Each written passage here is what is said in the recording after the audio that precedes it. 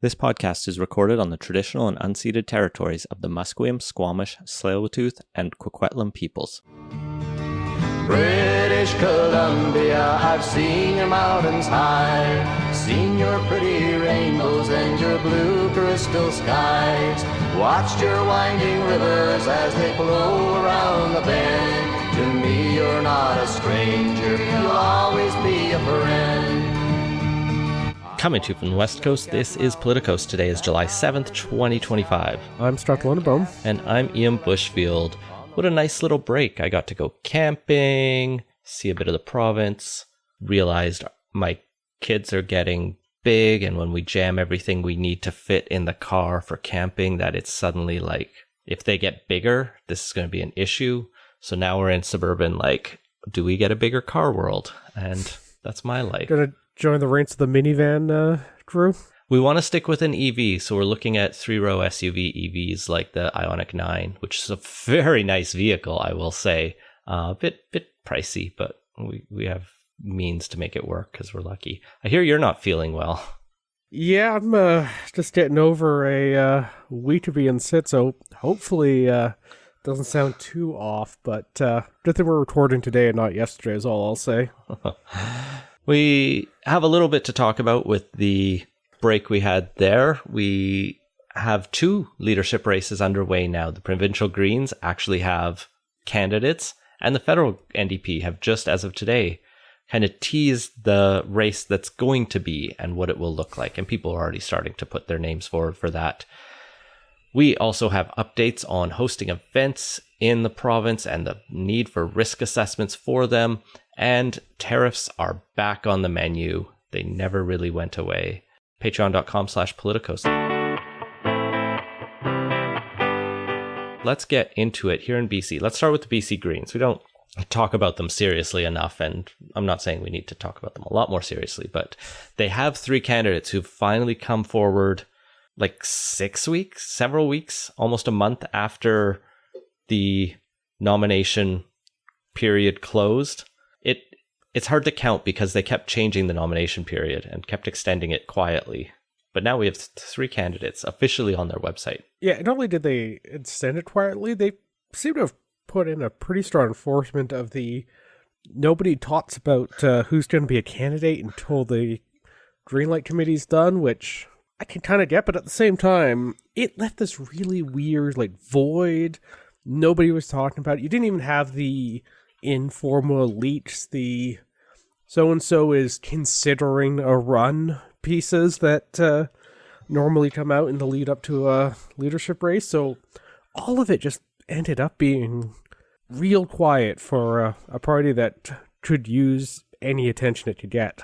The first rule of running for leader of the BC Green Party is don't talk about running for leader of the BC Green Party. Yeah, it's a very weird situation, but I mean, they had their announcements of varying volume. The first one, I believe, that got attention was Jonathan Kerr, an Island doctor and professor and former Comox councillor, city councillor. So the only one of the three with elected experience, twice elected there. He served with the Greens for quite a while. And, represents the, I guess, go back to the published academic Green leader, although he has elected experience, which is different than Andrew Weaver had at the time. Oh, no, Andrew Weaver was first elected as an MLA and then he became leader. I guess I'll take that back. Next, we have Emily Lowen, a 24-year-old young woman who's a renter, organizer, and advocate for climate justice and Indigenous solidarity. She's in Victoria, BC, and talks about climate justice like you would kind of stereotypically assume, not to try to be mean to her. I think she talks strong game, but it'll be curious to see how that actually translates into a leadership race. Yeah, she's the only one with anything approaching an outline of policy on their website or the communications I've seen out of them so far. That said, it really has the vibe of, college undergrad getting involved in politics for the first time and kind of cranking all the rhetoric up to 11, it falls very flat with me on that front. And I don't think she's seeking your vote, though. that is true, but like, it doesn't strike me as like the the serious approach that I would have necessarily expected for someone seeking the leadership race. And some of that might just be inexperience, but a lot of it has the feeling of like warmed over Bernie Sanders rhetoric from 10 years ago. Zoran Mamdani just won, the race in New York City, but I don't know. I need to see her videos to see how she comes off relative to that, but maybe that's the lane. That's her best case scenario, which is, although I still think we really ought not to try and draw too many lessons from a primary race in a different country where the main other candidate was a politician that was forced to resign in disgrace among a sexual harassment scandal. Didn't stop a lot of prominent Democrats from lining up behind him. The third candidate for the BC Green race is Adam Bremner Aikens. He is local to me. He's in Port Coquitlam. He ran for MLA in 2020 and didn't win. He also ran in 2024. He was elected as the party's secretary, and so he has been involved in the Green Party for a while, an environmentalist, and, wants to bring his vision. It does seem like both Adam and Emily don't have the political experience, at least in electoral politics, that, Jonathan's got at least some local government experience. To jump straight to leader of, I think it's still technically the third party. Yeah. Third party, because they were there first in the BC legislature. It's a big step. So yeah, it sounds like the Green Party. Like you're not going to really have anyone coming in with that unless Andrew Weaver's throwing his hat in the ring again, which he's already ruled out and probably not what the Green Party needs anyway. Or Elizabeth May. But I don't know. I'll be curious to see how they all do. It kind of seems like the default institutional energy is going to go to Jonathan Kerr, and maybe this is just a good profile raising opportunity for Lowen and Bremner Aikens in the meantime. And like, best case scenario for the Greens is they can get some energy out of this race, and each of these candidates can sign up some people to restore something for that party. And it'll probably be one of those races where there aren't sharp disagreements between these three candidates, and it'll be more of a rhetorical than a, like, I don't know, they're hard opposed, right? They're all people who are committed to the Green Party at this point in history, which is not one of its stronger points within our podcast career.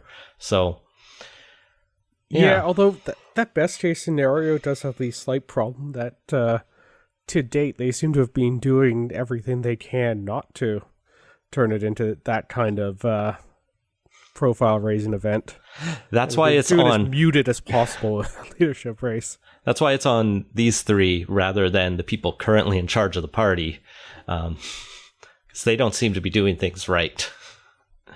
The membership deadline, if you want to get involved, is 1 month from now, August 10th. Voting will take place between September 13th and 23rd, and the results will be announced on September 24th. Can't wait. Otherwise, BC politics has been rather quiet. We don't have a ton in here, but there were a few stories that caught our eyes. First up, a weird story out of the courts where the Chief Justice of the BC Court of Appeal, Justice John Skolrud, has said that the courts are just going to be closed in Vancouver, Abbotsford, Chilliwack, and New Westminster during FIFA, at very least between June 12th and July 8th, and possibly longer. Because, Yeah, I don't think anyone had this on their FIFA toss bingo card. The cops are going to be busy, it seems like, and it might be risky to transport suspects, and there won't be hotel rooms for jurors and out-of-town witnesses. Like, that's the actual reasoning. So they will be able to take on some urgent matters, but man, justice delayed is justice denied. Yeah, well, that's the other thing is, the Jordan timelines that require the charges to be brought and the trials concluded within, 30 months for indictable offense and 18 for summary offenses, I think it is. That clock's still ticking on there, and there've been far too many stories of people who've allegedly done some pretty egregious acts getting off just because the clock runs out on it, and I don't know, it'd be just kind of shitty for that to happen again just because the province decided to host a couple soccer games.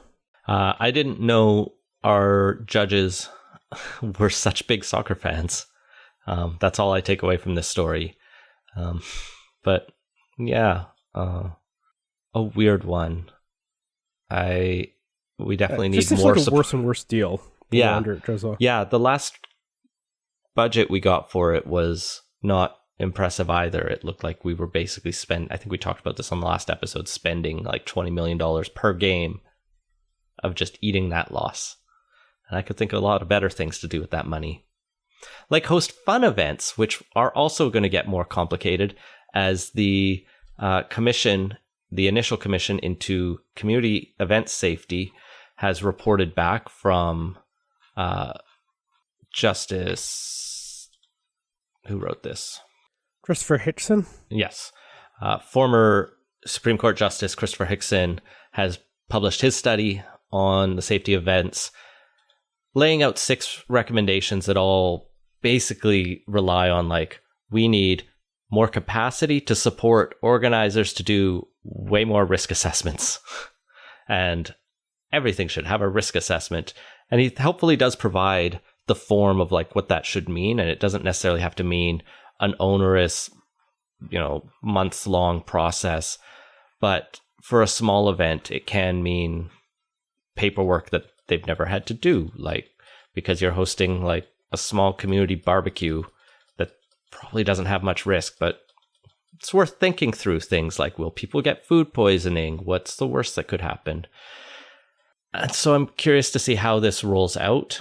I think it tries to be sensitive to the needs of smaller organizers that don't have capacity and tries to emphasize the importance of local governments, police, and every other agency that might be relevant to work together holistically to make them happen, easier and safer. But it's a tough balance. Yeah, for sure. Because it's been a little while since I looked at this, but I think the city of Vancouver's event permitting thing, even for like a very small little thing in a park, is like a 30-page long thing. They already load it down quite a bit, and for smaller events, that's adding quite a bit onto what is already a pretty high burden the city imposes on these sorts of things. So there's definitely a balancing act on here. As for the report itself, it was a fairly short process on this one, so I'm kind of not surprised to see it basically boiled down to, there should be more thought put into this and more of a process for this for different events and stuff, but like doesn't have any real like shocking or deeply insightful recommendations or findings in it. Yeah, I'll be honest, as with many reports we've reported on, I haven't done a deep dive into the findings and the actual text of it, but the province has said they will move to start taking these up. Some of the report obviously does target them specifically and says it is important for the province to clarify jurisdiction and who's responsible for all aspects of this, from event planning, approval, emergency response, and also for the province to develop a centralized hub to support event safety. So when you have those complex municipal requirements, have someone that is there to actually answer the phone and walk you through it, rather than like, here's your giant binder, Scott, you want to have a barbecue? Fuck you. So we need more public events. They are a good thing. They are a net positive, whether it's block parties, big festivals, everything in between. I've already seen some event chaos this year, like Vancouver Pride only just announced its parade route and festival locations in the last week, and that's coming up in under a month. And that's one of the biggest festivals of the year. And I can't tell how... Don't they do the same parade route like every year? It was new. They did a new route last year, and this year they're reversing that route. So instead of doing the, what did they do? Like Robson, Denman, Beach, they're now just like, last year it was like Beach to that park by Science World. And then this year they're going the other way, and they're going to end in the West End. So, but there might also be some chaos with Vancouver Pride's like organizing that has slowed that down. I can't tell. But, you know, everything coming up with the Lapu Lapu aftermath has definitely thrown these larger events into extra chaos as they try to figure out what they need to do to up their safety and security for everyone who wants to attend safely. Yeah, and on this, there's also like still a bunch of unanswered questions related to the actual tragedy itself that we'll hopefully get more information on.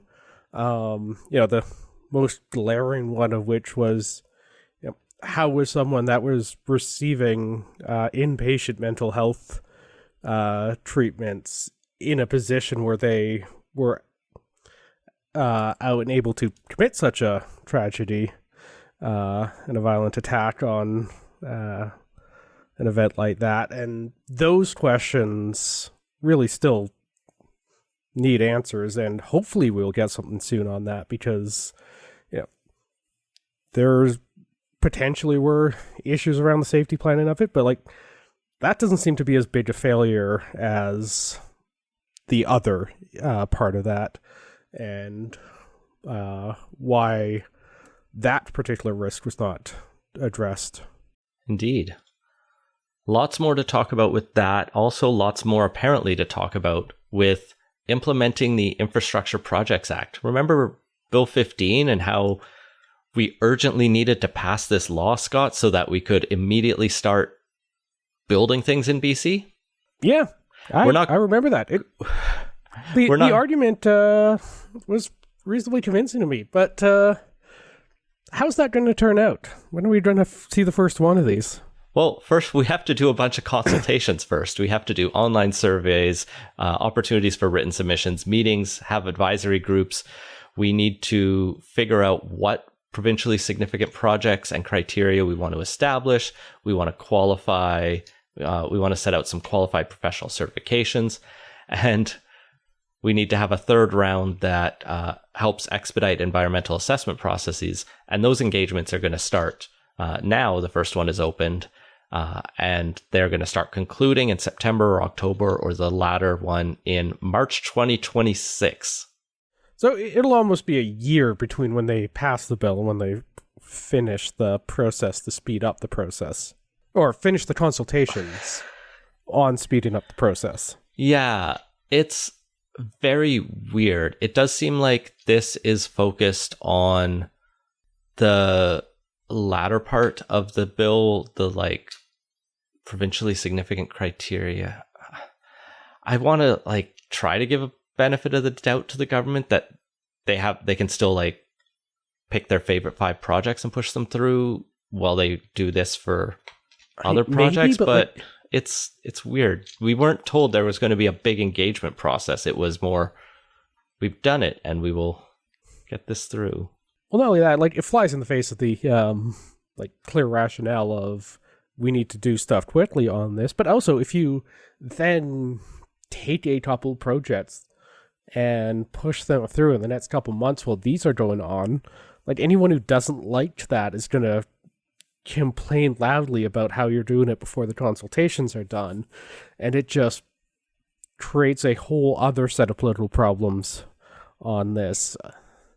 like if you're if you're going to go for the expedited route, which there's a lot of merit to, you should stick with the expedited route. So this is focused on the provincially significant Category 2 projects. I did figure this out. Category 1 are the provincial capital projects. So projects the government is building, like maybe schools and hospitals that they talked about. Those they're not consulting on. They will just do in theory, although we haven't heard them announce any yet. But it's unclear, maybe they want to still make sure that their expedited environmental assessment is consulted on so that it is strong. But that's the one that they're not going to be done until March. So it's an interesting situation to have pushed this bill so hard and so fast at the end there, and then kind of sit on idle and then launch a consultation that's going to take another 8 months. It's a very mixed message.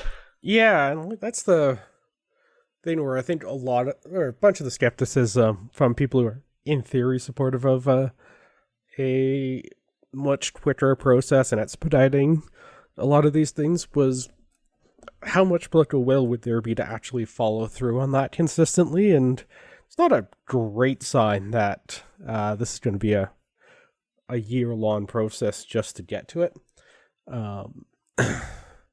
I don't know, it also feels to me a little reminiscent of what happened with the Housing Supply Act and everything there, where they made a big deal about pushing that one through, got it, and then spent like 2 years basically doing consultations with the cities and like going back and forth on like housing needs reports and all that before actually just putting pen to paper and making the rules change on any of that stuff.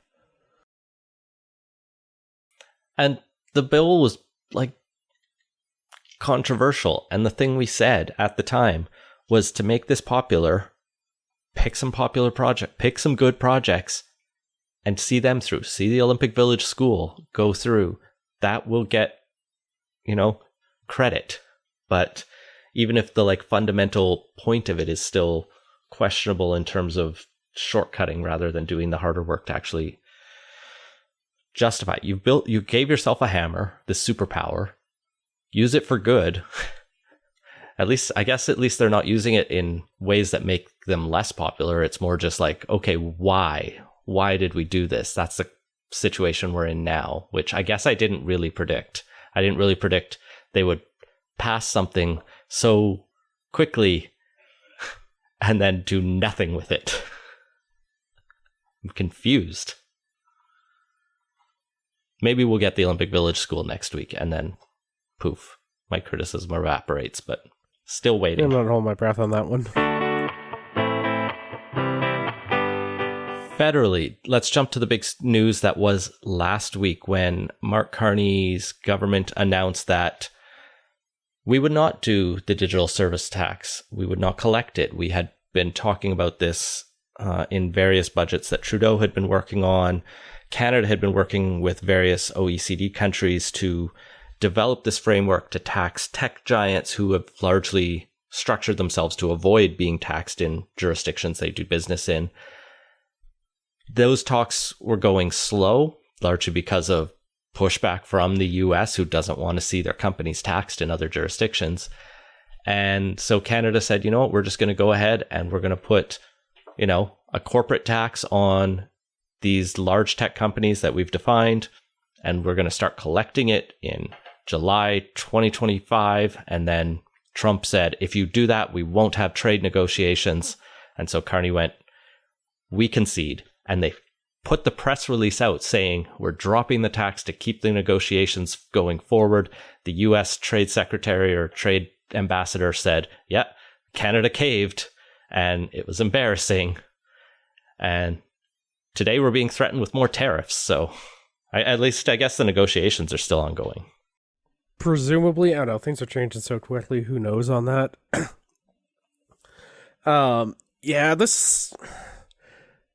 This is kind of the problem with going full elbows up during the election and stuff. It just gives Carney very little room to maneuver.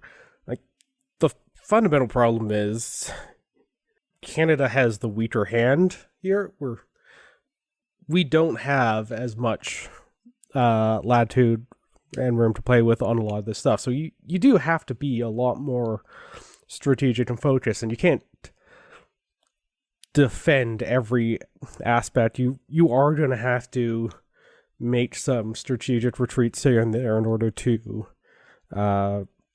advance the core goals when it comes to this sort of thing. But if you position yourself as full elbows up, it makes it real tough whenever you have to put one of those strategic retreats into effect. And the digital services stats honestly was not a hill worth dying on, but it makes it real tough politically to not die on that hill when you have state such a definitive stance on all of that. I think the issue I see is we're dealing with a petulant and volatile toddler who by day has different demands that change based on whether he's constipated or has eaten recently. I'm just thinking of my own children right now. So it's like, sure, maybe it's not worth like a trade war over this tax, but I'm unclear what Hill's, like, what is our goal other than a deal, any deal, keep a deal, right? What are we doing? What is our goal? Deal that we signed with the same guy, like 6 years ago or something? Mm-hmm. That's apparently not worth much these days. I'm not sure the deal is something that can actually be delivered, or is something that's going to be able to be a long-term stabilizing situation if it does come into effect. It might be just, it's going to be 4 years of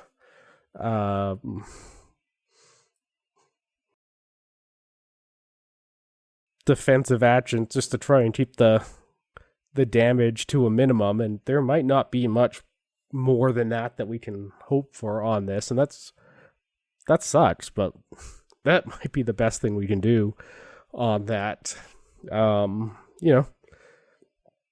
Keep maneuvering, keep things as unimpactful as they can be over the short term, while you do the longer term stuff to lessen the impact that any such thing like that is going to have going forward. Yeah, sometimes there aren't victories available. Sometimes there's just less damage and losses. I just wish we had some like clear strategy set out, like, because he had, or maybe it's just the dissonance between the campaign and everything now, like setting out that we will stand tough and we will stand up for Canada, and yet, we caved on border security. We brought forward a pretty harsh border and security bill. We dropped a bunch of the retaliatory tariffs quietly during the campaign. Yeah. Like, what is it that we are standing tough on? Maybe supply management, but it's also just like Trump hasn't brought it up. Actually, he has. Okay. Yeah. He hasn't gone as hard on it. The coverage of the recent tariff announcement, it got mentioned several times as one of the sources of irritation with the Americans are having with it. I guess he hasn't mentioned it on Truth Social. So he hasn't personally been mad at about it. I mean, yeah, we went along with 5% NATO spending increases. I struggled. Well, that was a unanimous decision of everyone. Yeah, okay. Everyone went along and was like, okay, fine, we'll give Trump that. But it's like, what is he not getting? When do we draw a line and say, no? Like, at this point, we've cut off a bunch of revenue streams. We're promising all this increased spending. There was another story this past week about Carney's austerity mandate to his ministries to just do massive cuts over the next 3 years that I don't think a lot of people voting Liberal were like, hey, you know what I expect him to do? Cut the government by like 15%. That's going to have an effect on a lot of things, just like it did in 95 when Paul Martin did it. It's both short-term effects that are not helpful and long-term effects that are not helpful. Although the same Liberal government, well, I guess the Liberals under the previous leader did do a 40% expansion on the civil service, so it's not like there's no potential excesses that were created in that. At a time when the population grew quite significantly. It grew 40%. Grew at least 10%, and we had also had a pretty downsized civil service after Harper. So are we above historical averages? I'm still skeptical of that Fraser Institute talking point. It's not like the government got much better at delivering stuff during this time. Despite all of that, couldn't deliver a passport for a while. Still hasn't managed to figure out how to do a gun buyback despite countless person hours and tens of millions of dollars being spent on it. Like, just having watched the government over the past 10 years, it does not pass the smell test to say there's no room for improvement on it. Yeah, but cutting programs 7.5% in a year is gonna not make things more effective. So we'll see. Maybe you're right. Maybe cuts do make things better this time, Scott.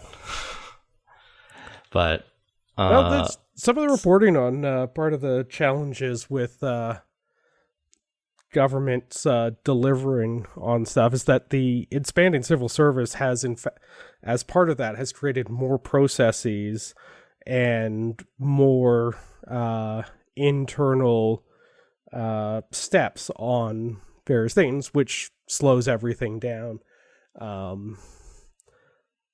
Bureaucracy as it expands necessitates more bureaucracy and so on, and that has been one of the challenges here. So it all depends on how well it's executed. Like so much with government, we can talk in high level, but it really comes down to, do you do a good job when it comes to actually getting stuff done? And, well, I'll grant, like, the last 10 years of the Liberal government doesn't make one all that hopeful that anything they're trying to do is going to be super successful, but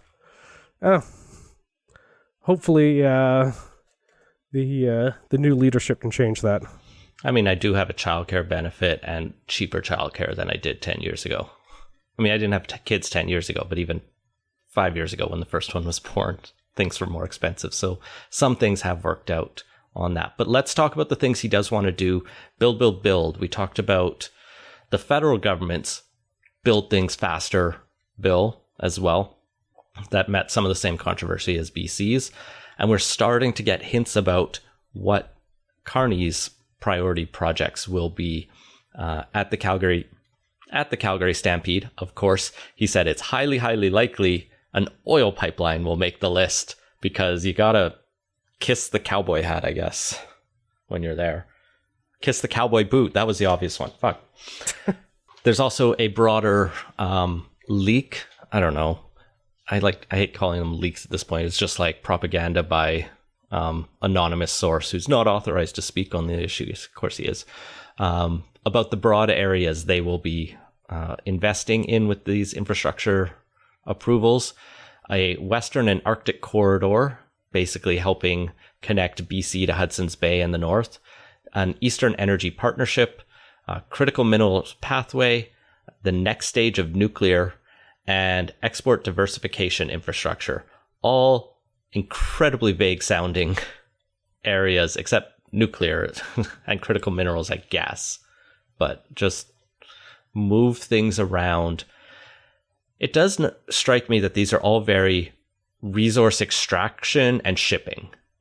There's not much talk about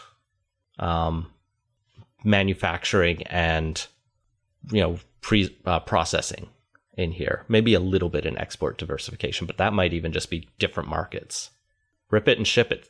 Well, the nuclear will definitely involve a fair bit of domestic manufacturing and construction for that. True. Any of these strike your interest? Yeah, there's a couple interesting ones. On the Export one, talked beyond the pipelines, also basically corridors linking northern BC ports to Arctic Ocean and Hudson's Bay ports, which basically created a transportation corridor across the northern part of the western provinces. I know when Ontario put out their list of 5 projects, they had a James Bay port as one of their asks on that. So that's real interesting and would provide both a good transport and export corridor, but also would be useful to have a little more redundancy to the Canadian transportation network. It's a little highly focused on the southern part of it, and adding a little more redundancy and more than that depth away from the border would probably be useful there. For a second, I'm picturing a Panama Canal of the North, but an insane length. I think we're talking highways and railways. Yeah, no, here. I know we are, and it's explicit about that. But it would be very cool if you could just drive a tanker across northern Canada. Yeah, it would be impossibly expensive. You're putting in a lot of locks to get through BC. Yes, a tunnel, a waterway tunnel. Norway built one of those a few years back to connect some fjords. So has been done. I don't think that was big enough to drive an oil tanker through, though. Yeah. For the most part of this, building power grids in here is stuff that was talked about. Even building pipelines was kind of hinted at, but that's becoming more and more realistic. And it really seems like Danielle Smith and Alberta are basically trying to bribe oil companies to come forward and be like, hey, we will do everything we can to make you build a pipeline. And BC's position has been, no one's coming forward because it's expensive and we have the capacity with TMX and we're closing in on peak oil. So what's the point of another pipeline economically? But Alberta wants it so bad, and Carney's ready to give it to her for the 2 seats he's got there, I guess. The thing interestingly that I didn't notice in here was adding or twinning, or I guess not really twinning, but basically adding another part of the pipeline to eastern Canada, except instead of that one dipping through the States, build a section of that runs through northern Ontario. Does that sure seems like a vulnerability in an ongoing trade dispute, having the East oil go through a different country? Yeah. That would be a good, if there's one pipeline that gets built, from a domestic energy security point of view, that one's probably the most important. And that one you just need to get Ontario on side with, which relatively should... Manitoba for a bit. Yeah. That's exactly where it crosses the border. Yeah. There's no transportation in here. There's a little bit talk of rail, but it seems mostly about freight. High-speed rail isn't mentioned, though it could be an incredibly useful way to improve the productivity if people can get around this country faster and easier. Not much on airports even, or supporting transportation in and out of the north. It's mostly about, like I said, raw materials out of the ground and out of the country. We are pulling this from Financial Post articles, so I'd be real curious if the Star's version of this is a little more wide ranging. That's true. There is one interesting hypothetical in here that talks about a Nova Scotia wind power project that could deliver roughly 27% of the nation's energy requirement. But beyond that, speculation, there's not much about green energy in here. There is the nuclear stuff. But it would be, a good opportunity to say, help Alberta finally get off coal and oil power plants. That's one of the big things that was promised in the election, was this talk about a national energy grid to help get all our provinces connected, but then also make sure renewable energies and non-polluting energies can power the entire country, particularly as our energy demands go up, because I keep buying electric cars, Scott. Me personally, it's my fault. Actually, I have solar panels on my house now. It rules. I'm net producing. I'm doing my part. Living my nerdiest suburban life out here. So yeah, this is a speculative article. I don't know if there's much more to say about it until we see the first projects start to come forward, I guess. One thing we do get to see later this summer is, let's just call it now, Pierre Poilievre returned to the House of Commons when he inevitably wins the August 18th Battle River Crowfoot by-election, which Mark Carney did call pretty close to his promise of as soon as possible. Like, he may have been a week or two later than, like, legally could have passed it, but he called it pretty quick. So yeah, like we said the last episode, I won't think I'm a little slack on it because he was busy with like 2 international conferences on like the week it would have actually come up. And also returning to the House of Commons early August versus mid-August doesn't make a difference because they're not going to be meeting until, I think, September or October at the earliest anyway. So that's all fine. There's already 2 other confirmed candidates according to Elections Canada. Christian Heritage Party candidate Jeff Willerton and independent Bonnie Critchley. I looked up Bonnie's website. It rules. Her slogan is, "This is our home, our riding." And she is basically saying when Monsieur Poilievre refused to accept the results of the election and replaced a sitting member of parliament so he could run again, Bonnie said enough was enough and stepped up. So she just hates Pierre Poilievre. She's pro-Alberta separation. That's her first policy. But yeah, I just love that this independent is out there being like, fuck that guy. I hate Pierre Poilievre because he lost and he should just stay lost. The Liberals have nominated Darcy Spady, the NDP Catherine Swampy, and the Greens Douglas Gook. The only one who is returning of those 3 is Douglas Gook for the Greens. The other 2 are new candidates versus who competed like 3 months ago or whatever it was when we had the election. Damien Couric, as a reminder, for the Conservatives, won 83% of the vote. The Liberals got 12%, the NDP 3%, the People's Party 1.6%, and the Greens 0.7%. So unless Bonnie has an incredible depth of support in Battle River Crowfoot, it's going to be a very, very easy campaign for Poilievre. And if Bonnie is somewhat connected there, it will just be an easy campaign for him, as demonstrated by the recent UCP wins in rural Alberta by-elections, where the Alberta Separatists did not do as well as they'd hoped.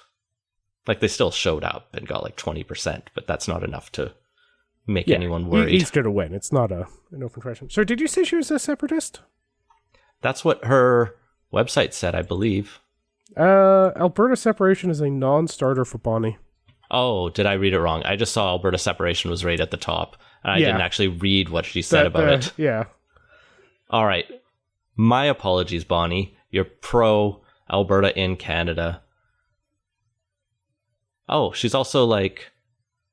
I saw climate change and carbon tax in there as well. I assume she was against it because she's from rural Alberta. Bonnie is pro-carbon tax. That's interesting. I'm suddenly pro Bonnie Critchley for rural Alberta, but she's got even less of a chance than I thought. Cool.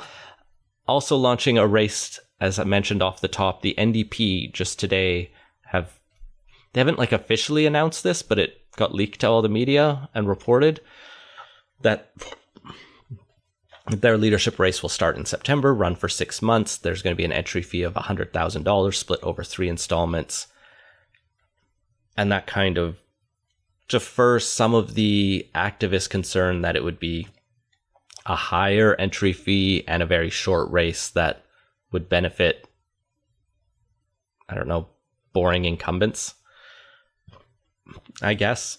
I think the NDP, I agree that the NDP does need a longer race to try to actually hash some reason for existing out. And we'll see if 6 months plus the summer is enough. Already kind of in the race is Heather McPherson with her website. She's the MP for Edmonton Strathcona and the Foreign Affairs critic most recently. Prominent leftist agitator Yves Engler, who definitely has his share of enemies, has announced his leadership bid and was endorsed by the NDP Socialist Caucus, which is largely derided by even the leftists in the NDP as like one guy's vanity project. And Tony McQuail, who I don't remember if we mentioned before, but is a random farmer in Ontario who who wants to be leader of the NDP. Good for him. Yeah, I don't see that happening though. No, maybe he'll have trouble raising the $100,000. I imagine so, yes. Research Co. Mario Canseco, friend of the pod, polled on various names about whether people were familiar, whether people had a favorable or unfavorable opinion of them, and whether they would like to see them or would not like to see them as leader of the NDP. And the big resounding result is no one knows any of these names. Yves Engler was not included. I don't think he would have done any better. The really telling thing for me is that Tony McQuail had like as many people say they don't know who he is as Kennedy Stewart and like Nathan Cullen. They were all in the like mid 50s. So like, yeah, people don't pay attention to politics. No, people lied saying they know who Tony McQuail is and have an opinion about him. I have to look up his name to remember who he is. And I pay attention. Well, to be fair, the very favorable number was basically at the Lizard Man constant, so... That's true of all of them, Scott. They're all at 3 to 5% for very favorable views. The would definitely support this person. Similarly, 5 or 6% for all of them. Like, none of these people are national prominence. My worry is that... as happened in 2018 with the Vancouver mayoral election, Mario Canseco included Kennedy Stewart's name in a poll, and then he gets the idea to do it. And Kennedy Stewart became mayor because his name was included in a poll. That's the thing I choose to believe, because I asked Kennedy Stewart about it, and he didn't deny it. And he was launching his bid. And maybe Kennedy Stewart runs for federal leader now. I hope not. And the NDP just sink even further? Nathan Cullen has also been mused more seriously, and I think, we need some new faces, some new names. So not just anyone. No, but I think out of the names that Mario threw out there, Ruth Ellen Brousseau, Leah Gazan, Gord Johns, who's an MP, Abby Lewis, Jenny Kwan, Heather McPherson as well, that I didn't mention. There's some people who have experience in there. Some of them have more than others, but, there's some political talent in there for sure. So mix that with a vision for the NDP, what it stands for, have a few different candidates run on different paths and really hash out, why does this party exist? What do they want to do? How are they going to prosecute the Liberals for the next 3 years? And are they going to prosecute the Liberals? Because they didn't really do a whole lot of that the last couple years. Yeah, exactly. Figure it out and do something. Poking it with a stick. They also launched a survey. It's a longer survey, but it's a what did we do well in the election? It's not really framed around what did we fuck up, but because there's not enough space on the form for people to put down the complete answer on that one. I think they asked what was the thing that stood out most about our campaign to you, and I was like, I'm really struggling to remember what it was, and I was following it closely. Disliked. I mean, the most notable thing about the NDP's campaign was the terrible result at the end. I don't think anyone could describe any part of it that happened during the preceding 35 days. Yeah. I was not encouraged by the survey that it ended with asking you your full name and email address. But it didn't like put the ask for money. It said it was more like a link, click here if you want to donate, rather than their usual survey is like one question and then just donate $20. So it was a little bit, but yeah, the non-anonymity of it was a little frustrating. But I get they're also not wanting just a bunch of bullshit responses because people are mad and swamping it. Party's in a bad state, Scott. It's pretty obvious. Yeah.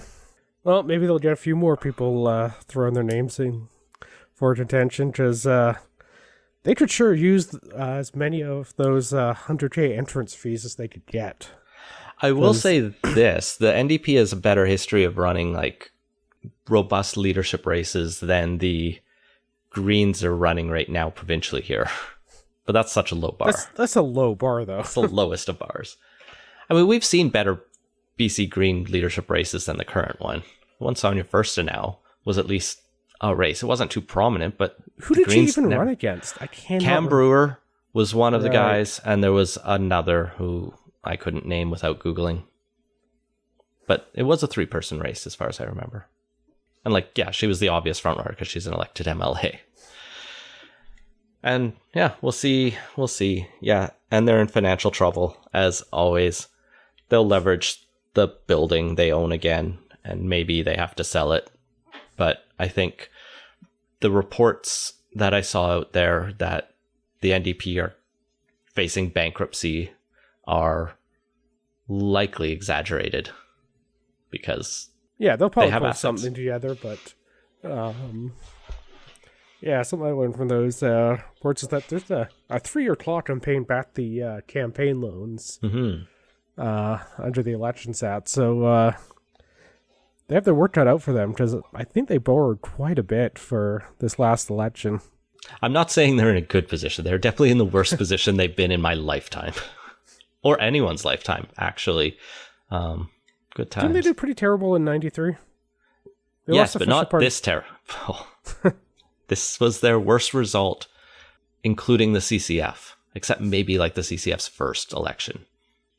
But yeah, so we'll follow that race as it shapes up and people officially announce.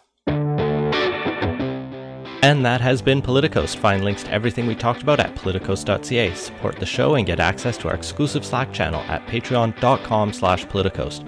Our intro music is Beautiful British Columbia by Serge Plotnikov. Politicoast is a production of Leg and Boot Media. Audio editing provided by Jesse Woodward at listener-supported CHLY 101.7 FM in Nanaimo.